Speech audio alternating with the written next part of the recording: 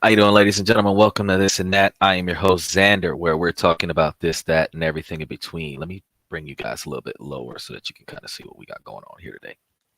And then pivot you guys just a little bit. All right. Now, whew, technical difficulties like a zombie. So I know we're one step away from seeing who wins between the red team and the blue team. We got what 48 hours away from the final drawstring. Well, technically it's like 24 hours away because I think they close everything like this time tomorrow. And if you haven't gotten your say so in by this time tomorrow, then forever hold your peace. So they say.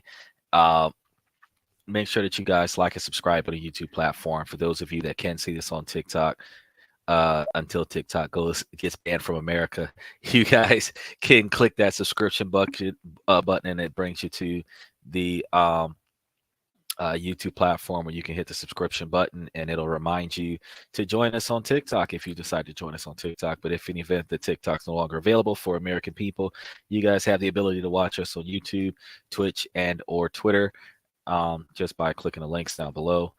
Also, for the rest of you guys that are on Twitch, YouTube, and Twitter, you guys have the lovely benefit of being able to click the mic, approve the camera, approve the microphone when you click that link, and it'll give you thrown into my green room. I can bring you onto the show live, and we can kind of twiddle our thumbs as to what topics we're going to be talking about on today's podcast. Now,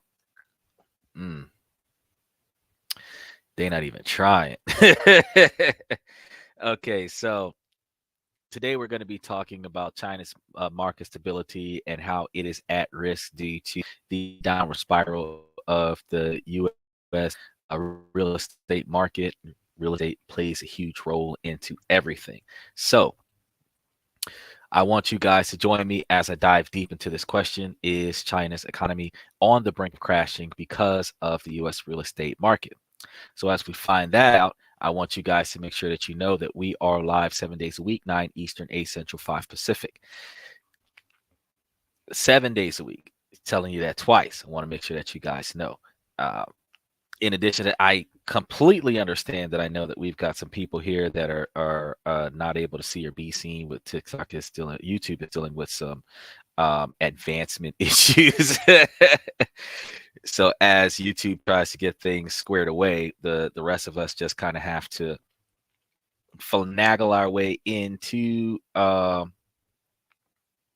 YouTube's got going on. But nevertheless, we will make it. We will persevere as we overcome the hurdles of the new algorithm, as we overcome the complications and discrepancies with the new algorithm. So just be patient with us. Those of you that are watching us on Twitch and Twitter, you're not going to experience these issues, but those of us that are dealing with some technical difficulties on YouTube, it is not just your device, it is all across YouTube, because they are about to start pushing towards those longer YouTube Shorts videos, which is going to redirect the attention from long form videos to YouTube Shorts and direct comparison to the 3-minute videos on TikTok. So you're looking at Ford versus Nissan right now in their battle for social media dominance. So live streams are now able to be seen sometimes on the YouTube Shorts platform if you're using a 6:9 format. So just note that you will be able to see or be seen in a completely different fashion in comparison to the norm. So just prepare for some of the changes. Now that I've gone past that 5-minute introduction, let's go ahead and dive into what we got going on. In today's interconnected global economy, one of the things that we have to pay attention to is that it is hard to imagine that the fate of one country as fast as China could be tied to something as seemingly unrelated as the U.S. real estate market. But this is a true story. The lines that connect our economies are far more intricate than we may have thought. The central issue we're dealing with here is the fluctuation in the U.S. real estate market having the potential to send shockwaves through China's economy, impacting its stability and growth. And you're going to see China is heavily reliant on exports to the US, which is why those tariffs made a huge difference, because while we owe $300 trillion to China, China was paying a lot of the tariffs to the US, which means that they were getting their compensation back over time. Now, the fact that US is one of the largest trading partners with China, any downturn in US consumption would have a direct impact on China's manufacturing sector, which is already showing signs of slowing down and has been showing signs of slowing down over the past few years. As we know, the US real estate market has been on a wild ride in recent years, with price soaring to unprecedented highs. But what happens when that bubble bursts? We heard over the past 3 months that they're supposed to be doing a massive reduction on the interest rates in real estate, where it's going to go down from 6.5% all the way down to as low as 4.25%, maybe 3%, not 3%, 4.25% or 4.5% by 2025, by December 2025. We're not too sure, but it has dropped from 6.5 down to like almost 5.5, especially for those individuals with a 650 credit score or higher. So will China be able to weather the storm, or will its economy suffer the consequences? The answer to that is going to lie in understanding the complex dynamics that are at play here. China's growth has been fueled by massive investments in infrastructure and property, which has led to a significant debt burden. The relationship between China's market stability and the US real estate economy is very complex, but one of the impacts of China's investments in US real estate gives a significant influx of Chinese investments in US real estate, particularly in the California area, which has already been noted. And this investment has contributed to increase local housing prices and economic activity, but has also displaced lower income residents.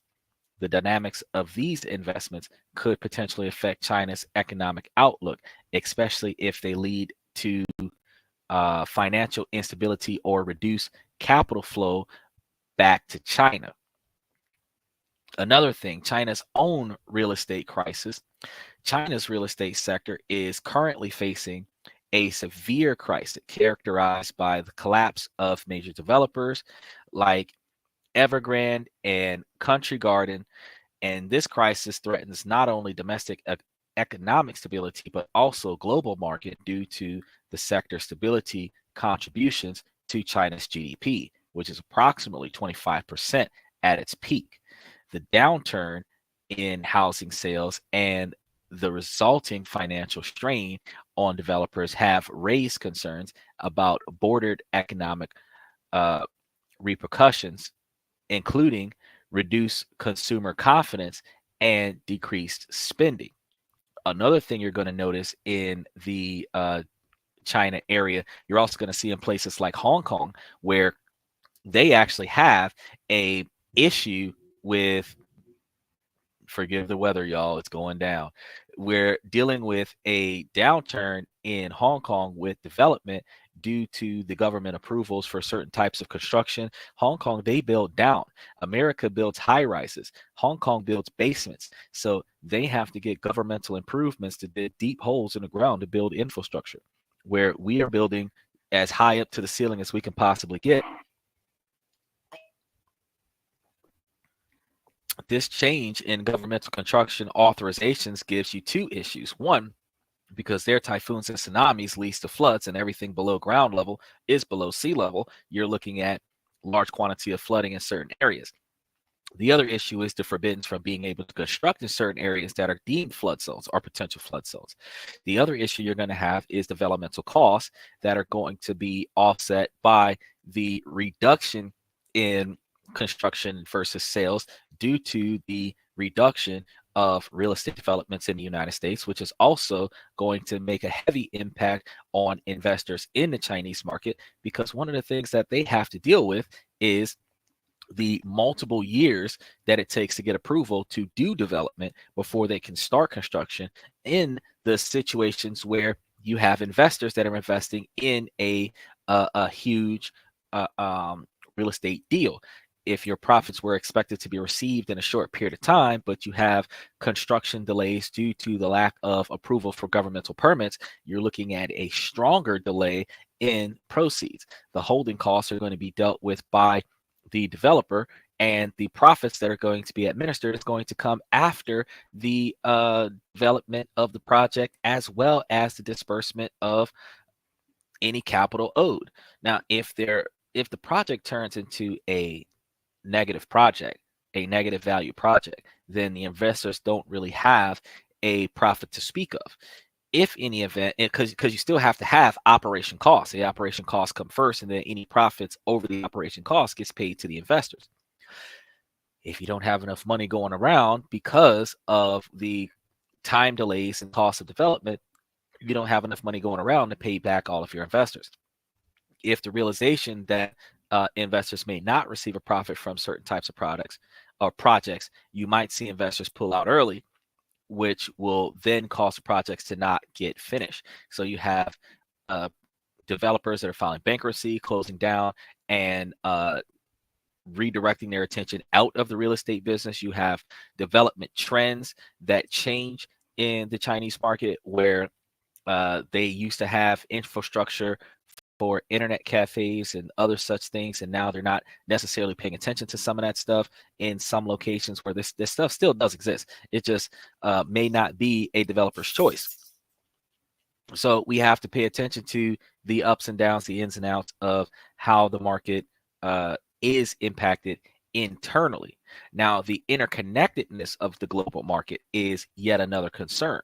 The health of Chinese real estate market has significant implications for global economic stability, and a downturn in China could dampen international trade, and it'll affect commodities the, and other markets which are crucial for economics worldwide. So as China's economy attempts to transition away from heavy reliance on real estate, any instability in the US market could exacerbate existing vulnerabilities. Now, the potential risks from the US also occurs because the economic conditions, if US real estate markets experience a downturn, could lead to reduced investment opportunities for Chinese investors abroad. This is going to impact their capital outflow and the potential leading to a tighter financial situation back home. This scenario could further destabilize Chinese already fragile real estate sector, and you're also going to have the policy responses and future outlooks, which would then be in response to its real estate crisis, cause China to begin implementing measures aimed at stabilizing the housing market and stimulating demand, which is some of the stuff that I was talking about with the permits and governmental approvals and developmental contracts, where instead of building up, they're building down. Spacing, stuff to that effect, whether or not you could build in a flood zone, and the type of governmental contributions that would aid you in your development. However, the effectiveness of these policies remains uncertain amidst ongoing demographic challenges and shifts in consumer behavior, because everybody's switching out from the physical sale of products to e-commerce, which is going to start having more stuff being sold online instead of in person. And then real estate is the only physical entity left that is not deciding to transition to online. Even if you do online real estate, which is very fickle, but you have the ability to invest in companies that have created an app that allows a large quantity of investors to invest into micro transactions or percentage shares, which allows them to receive dividends back from their investment over time. It still doesn't change the fact that the most effective way to buy, sell, and make money off of a house is to either purchase it and do a rental property, or be involved in its sale and get a large percentage of its sale, one way or another. the Chinese government has been trying to re-in the debt, but it's a delicate balance, and unfortunately, they're not very successful with it. They have tightened the reins, but it might be just a little bit too much, and it could stifle growth. But if they don't do enough, the debt bubble could burst, causing widespread economic instability. And that's not even taking into account the impact of US economic policies on China's growth. On the ongoing trade war, this has already led to tariffs being imposed on Chinese goods, which has had direct impact on Chinese manufacturing sector, those same tariffs that help stabilize our economy. So just pay attention. It helps, but it also hurts. The situation is further complicated by the fact that Chinese economy is heavily dependent on government-backed investments. And this means that any slowdown in government spending could have a direct impact on economic growth.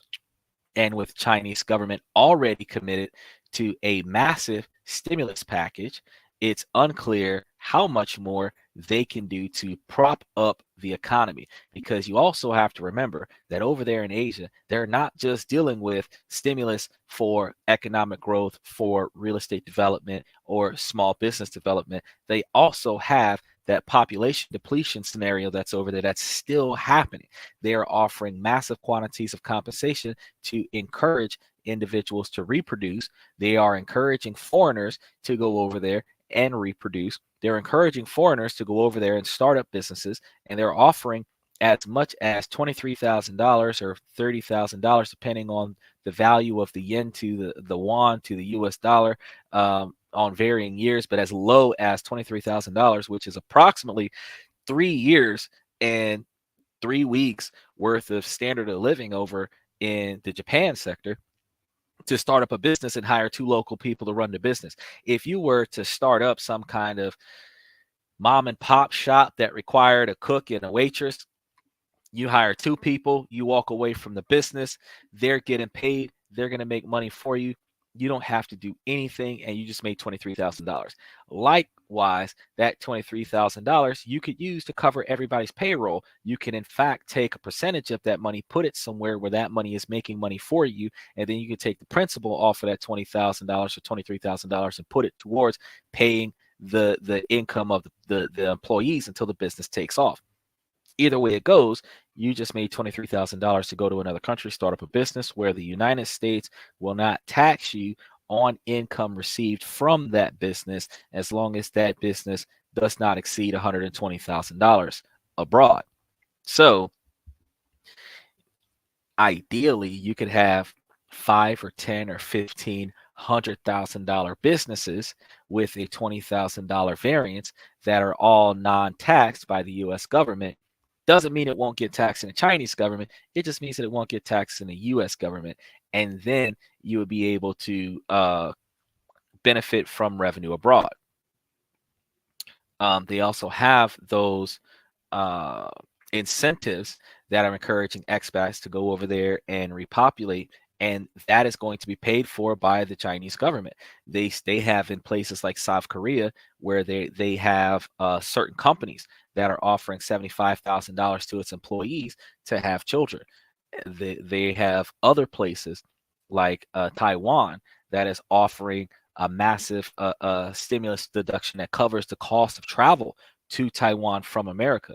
They have another thing that's happened in China where they're encouraging individuals with US passports to travel through China by giving you free flights. So once you spend the $2,000 to get there, you can fly all over Asia for free as long as you show them that you are a US citizen that is traveling. So when you originally budgeted traveling to 3 or 4 different countries while you got out there and putting aside a few $100s per plane ticket, they're getting rid of all of those costs. So you could literally fly every day to a different location while you're over there for free as a US citizen. You just have to make sure that you get back to your original airport or whatever your departing airport is so that you can fly back from Asia, because from what I understand, one of the requirements to go out there is that you're supposed to have a round trip ticket. I have to go back and double check that because there might be you might be able to get there on a one way and have the intent to return. But at the very least, whatever airport you're planning on going back from, you got to fly your way back to that airport or change your ticket location. One of the two.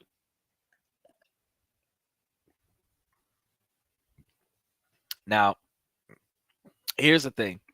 The data is already showing signs of the trouble on the horizon. China's economic growth has been slowing down for years, and some analysts are predicting a hard landing, which is equivalent to falling out of an airplane without a parachute and surviving the hit. But they're not sure if you're going to survive the hit. If that happens, the impact on the global economy could be catastrophic. U.S. and China had to bail out the euro a few years back, if y'all don't remember, where that situation was struggling. Now you're looking at when China bailed out the U.S. after COVID with that $300 billion thing. We got to build. Now China's struggling. I'm telling you, we're going to end up with the unified currency in order to stabilize the economy.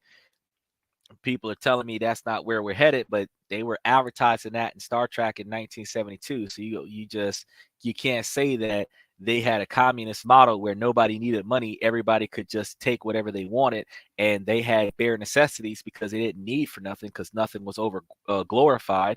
They had a caste system where everybody respected everybody else from their rank. They had very few fights. They had no issues with infidelity. They had no battles amongst themselves. The wars that they had was the human race versus non-human races.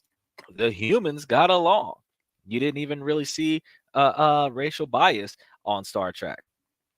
You could say, yeah, it's a TV show, but back in the 90s, back in the 80s, 70s, 60s, early 1900s, television was a way to deliver messages through entertainment. So just pay attention. You're watching this podcast as entertainment and you're gaining knowledge. This is what television used to be about back in the day, learning something while you kick back and relax and hang out with the fellas. Since we're trying to figure out, we already see the signs of what's happening to China. We're trying to figure out what is going to be the mitigating damage. And one crucial insight that has underscored the gravity of the situation is China's foreign exchange reserves have been declining rapidly in recent years, which means that we're probably going to see a lot of issues with buying and selling packages from overseas. So anybody that's in an e-commerce business that is buying their stuff from Asia, you just got to pay attention because Taiwan, China, if it's made in Taiwan, made in China, made in South Korea, you're going to have issues with import, export, distribution. You're going to have issues with your bulk product being delivered on a reasonable period of time. You're going to have an issue with the company that created your product going out of business. You got to pay attention to these things. You're going to have to also deal with the increase in the cost of the product because of the tariffs, the shipping costs that it's going to cost you, which then you're going to try to offset on your customer, which you're going to have higher competitors where it's made in the US and those people are selling it for less because the product is not being shipped in from another country. And you're going to have to deal with that when you're doing your online drop shipping companies. I've done drop shipping. I can tell you it's not easy. You have to deal with competitive prices and you have to deal with the cost of the product versus the cost to advertise the product and then try to find a profit out of that somewhere. And you have to pay for the platform that you're using. So there's a lot of expenses there. Now, since this has been happening over the recent years, you're looking at a key indicator of economic health when the foreign domestic reserves are starting to deplete.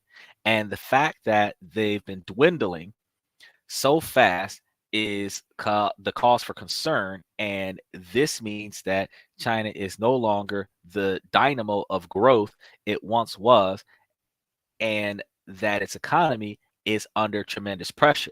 So when they were offering those incentives to keep their 4 billion plus individuals at that high level of population, because they're like, oh no, we're losing mass quantities of population. There's 4 times more people over there than what we've got in the United States. If 50% of the population passed from old age, they would have plenty of resources. The only downside is that the authorities and ownerships of all of the resources will probably all dissipate because they have probably 70% of there's a huge age gap. 60 or 70% of their population is over the age of 60, and a very small population. I think they had like 1 million individuals, maybe 100 million, I think it was, that was under the age of 18, which was like 5 or 10% of the total population. So probably wasn't 100 million, probably was a lot less, like maybe like 1 or 2 million, 5 million, something like that, when we were looking at the stats. Because I was talking to a buddy of mine in Taiwan about this, and actually was a student of mine, really. So when we were discussing this, we were like, oh crap, because the homeless population in America is like 5%, but 5% of 355 million is not nearly as bad as 2 or 3% of 4 billion. It's like, apples and oranges there. Like they have way more. I don't know where they're hiding them all, but they have way more people over there that their unemployment rate is less than ours, but their unemployment rate is offset by their population control. So when they're looking at how they're dealing with this massive population depreciation and economic upturn, it seems to be bringing a lot of questions to their economy as to what they're going to do to maintain stability. And since they're already funneling a large quantity of capital, because their offers for incentives are real. So we did a podcast about it a few months ago, and they are offering in most areas of Asia where they are paying for the child support of the child up to 80 or 90% of the cost of the child for the entire 18 years of the child's life, regardless of your income status, just to stimulate the economy. While the U.S. government only supports individuals in poverty, which you have to be in that $30,000 a year bracket to receive the maximum benefits. You can be in a $40,000 or $50,000 a year bracket, but you're looking at having 2, 3, 5 kids to be in that financial bracket and still receive the poverty level compensations from the U.S. government. If you're making more money than an impoverished person in the U.S., they are not providing you child support for your children. In China, it don't matter how much money you making. If you have a native born child, which means that either the mother or the father is a native to the country and the child is being born in that country, the country will pay for the child from the delivery room all the way to their 18th birthday. That's a lot of money to pay when you think about it. Like just imagine, Camila was just now talking about giving all of the minorities in America a stimulus of some sort. Like she was talking about like everybody getting $1 million. I still don't see how that's gonna happen. I've been talking to all of my boys about this, and I'm like, bro, like it, like not because I asked you guys what would you do with $1 million. Nobody had a response, but I said before, if you don't say invest, you're screwing up before you even get it. My point was, think about it like this though. How would our economy at $3 billion, because we was 300 trillion, and now I think we're at 30 trillion. And with a 30 trillion deficit, $30 trillion of debt, which is 10% of what we had when COVID was here. If you gave 175 million people $1 million, wouldn't you be knocking off that deficit and really skyrocketing it back to $200 trillion of deficit? Because you're taking US dollars, US tax dollars, and handing that to millions of people. Doesn't matter what the people do with it. Yeah, they can stimulate the economy because most 90% of them are going to be wasteful. Very few of them are going to be responsible. Even the responsible ones are going to be wasteful because they're going to buy a house and buy a car, and all the money is going to be gone by the time they buy their first piece. So real estate is going to, inflation is going to kill it because there's going to be so many people buying. It's going to be a seller's market if everybody gets $1 million. I don't know how the economy would balance itself back out when outside of a massive recession, after everybody has held onto their $1 million for 15 to 18 months, after it starts rolling out and people stop having any money to be wasteful, and then the cost of stuff starts going back down because nobody can afford to buy anything, that's probably when we're going to start seeing the backwards turn of everything. But that first year to 2 years that they're issuing out $1 million a person for everybody that's traced back to the 1900s, because you don't have to go that far back. You don't really have to go that far back. If she's talking about tracing back your lineage to slavery, you just have to be the last generation of slaves. Your ancestors has to be the last generation of slaves right before the Civil War. Not too many people in records came over to the United States during the Civil War. They were either here already or came after the war was over. During the Civil War, when the northern United States, the 13 colonies, was conquering the southern United States, the Confederacy, they didn't have too much minority immigration. They already had the slave trade down pat. They already had the breeding of the property that they had so that they could maintain control over the property, which is where do your time and you'll be released disappeared, because you were born into it, and since you were born into it, you had no contractual privilege to be released from it. And when you sign a contract to dedicate yourself to service, the same way Americans sign up for the draft, they dedicate themselves to service, and then after they finish dedicating themselves to service, they come back and they get their freedom back. With this, when they were breeded into it, it's like if you were born in captivity, you have no contractual release from that. So after the Civil War, everybody that got released, those people, their ancestors leads down to us. I would assume just based off of Civil War happened in the 50s, right? 40s, 50s, somewhere in that area, if I remember correctly. And then, because we were talking about on the podcast not too long ago how the Confederate flag represented over 150, 165 years of oppression because of its usage, not because of what it was created for, because the Civil War existed in the 50s and we're at like 2024. And, so that means that slavery existed in the 40s and the 30s and the 20s.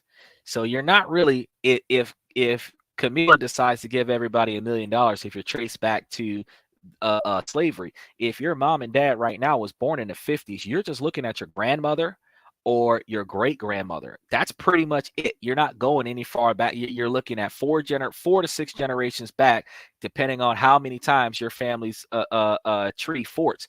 Because if you've got one generation every 30 years, every 20, 30 years, you're only going back, like I said, 3 to 5 generations. If you died every 15 years, then you're probably going back 6. But if you're going back like 30 years every generation, then odds are your grandmother would have been involved in that. Your great grandmother would have been involved in that. You would go back like 4, maybe 5 generations, and you fit the bill. So the question was, if they're going to do that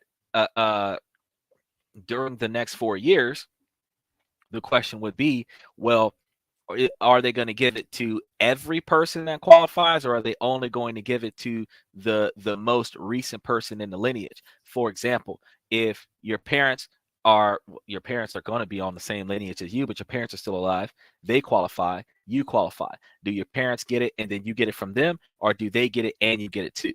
Are they only giving it to the ones over the age of 18? Are they talking about a certain percentage of blood type like they did with the U.S. Indians, where if you have like 1/32nd or 1/42nd of blood that's traced back to that particular heritage, that you qualify for it, which means that your father gets it and you get it. If you qualify and he qualifies and he wills his money to you, then you get twice as much. Like, how are they going to divide that up? And then again, I ask on a regular basis,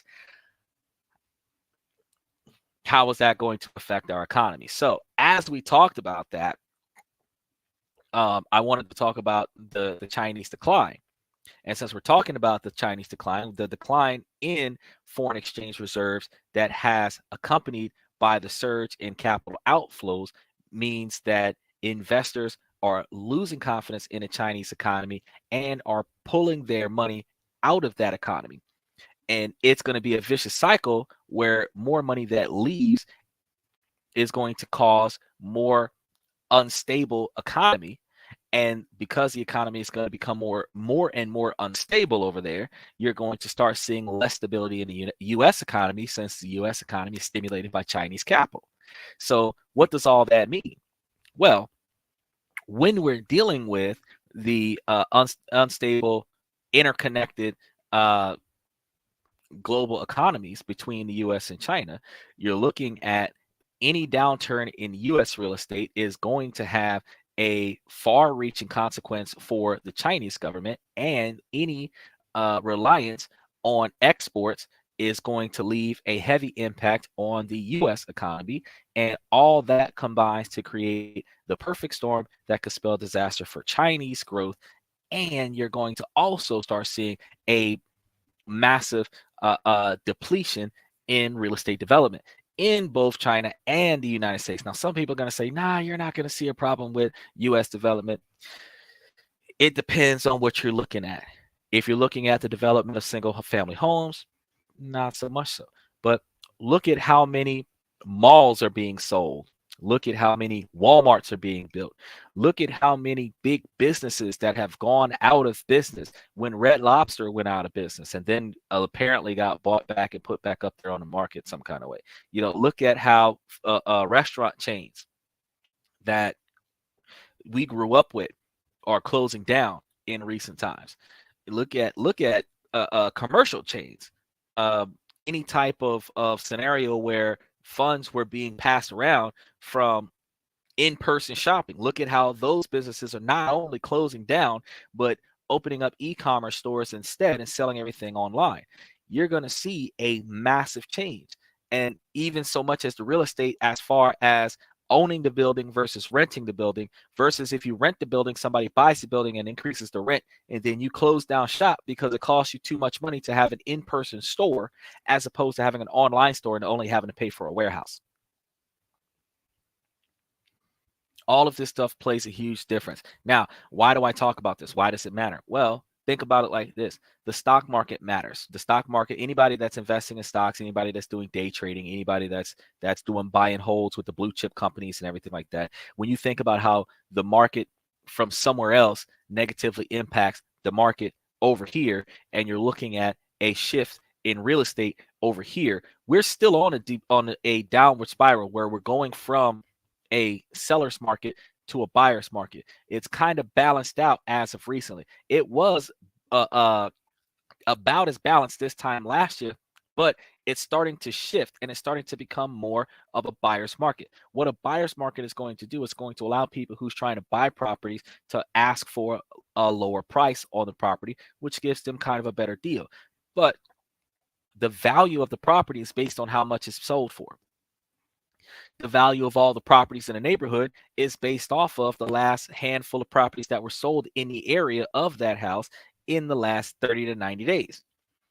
If all of the properties are being sold at half price because don't nobody want to pay for it, then guess what happens?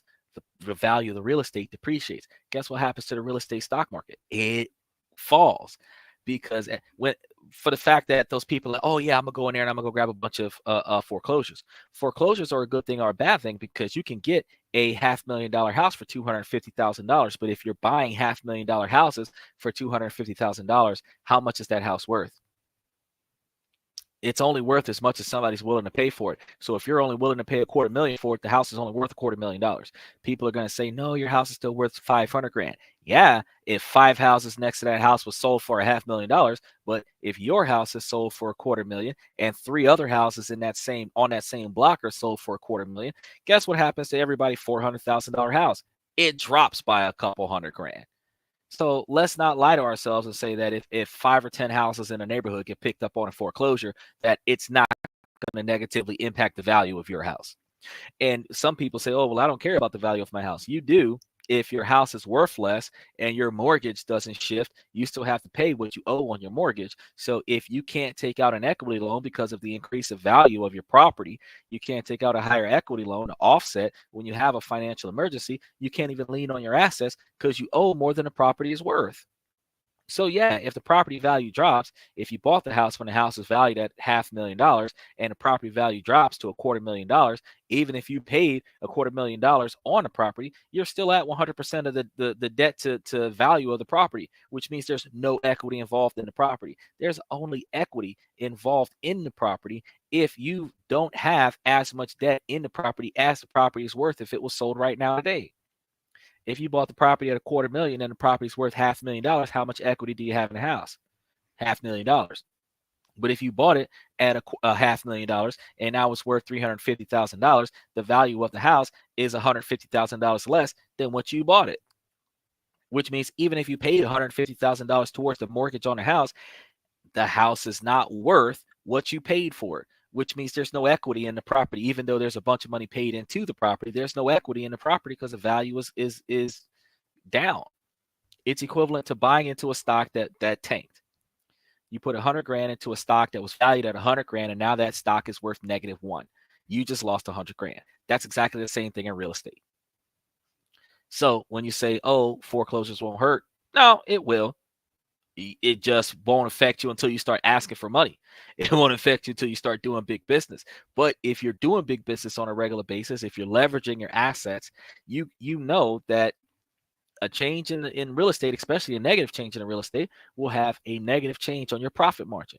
It'll have a negative change on your borrowing power, because unlike in Asia, where your reputation is your credit line, you can borrow and buy and sell because people like you as a person. You're a popular person. Whereas here in the United States, your money talks. Nobody has to like you. You could be a demon, but if you got enough money to persuade them, they will take your money and not like you at the same time.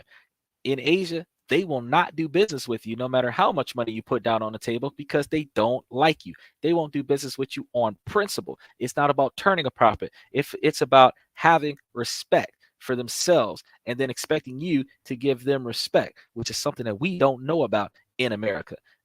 And once we start figuring that part out, we're going to see a whole different trend in the dating market, because I got to be honest with you, when people start having self-respect and putting their foot down on the disrespect, they're going to start seeing a change in the behavior of the people that they communicate with.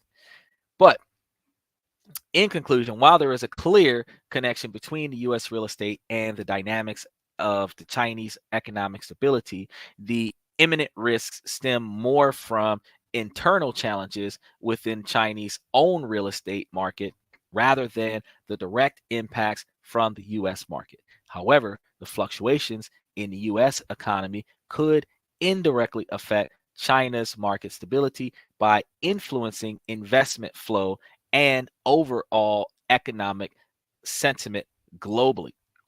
Overall, both markets are intrinsically linked, and developments in one can have cascading effects on the other.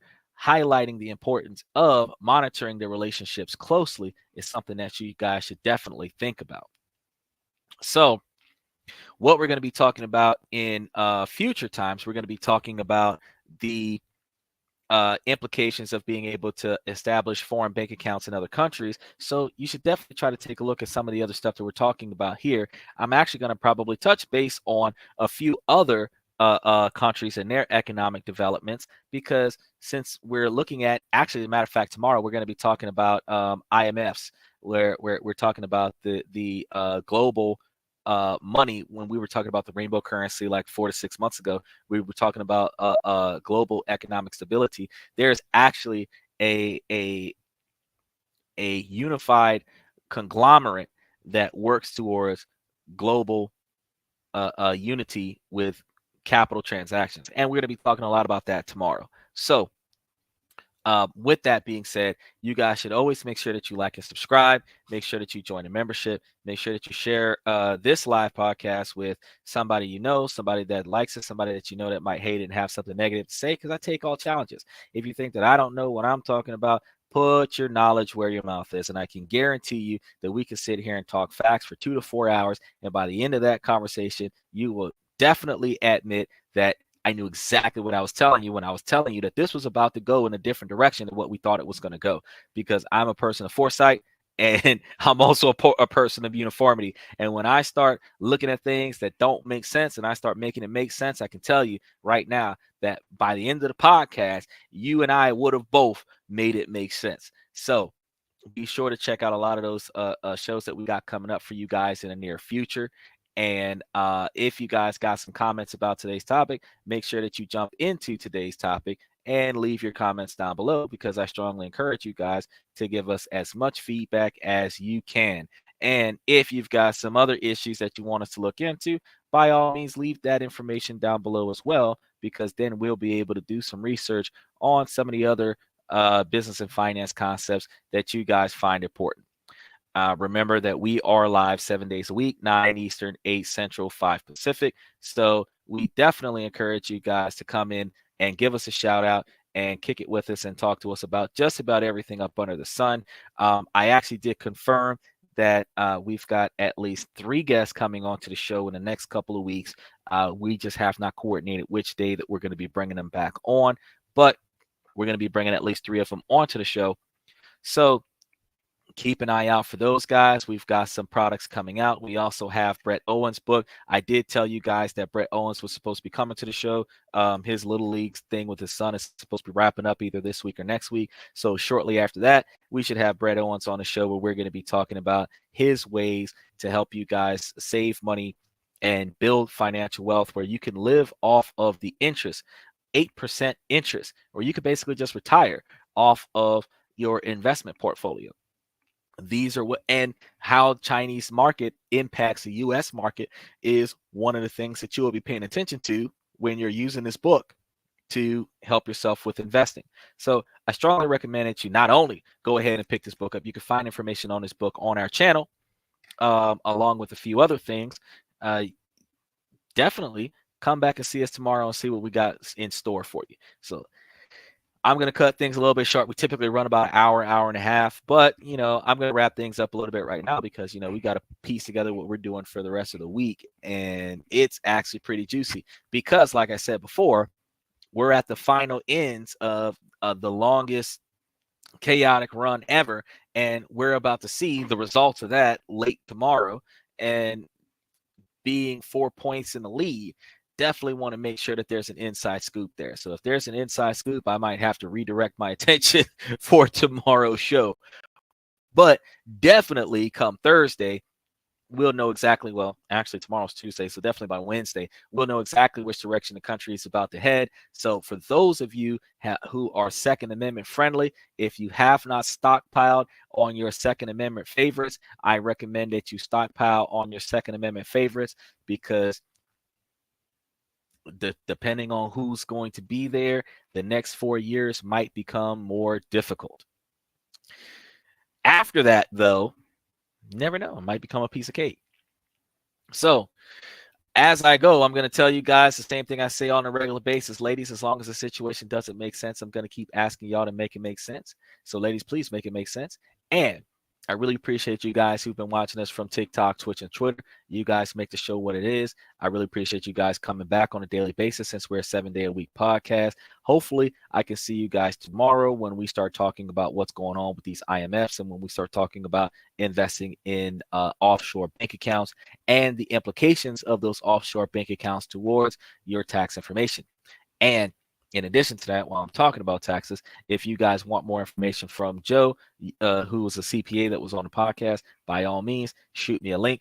I'll be able to give you more information on Joe. That way you'll be able to join a seminar. He can give you guys more information on how to better improve yourselves with the changes in the upcoming tax laws that are going to be going into effect in 2025. So keep your eyes out for so much information from This and That, where we talk about this, that, and everything in between. I'm your host, Xander, and you guys have a great night.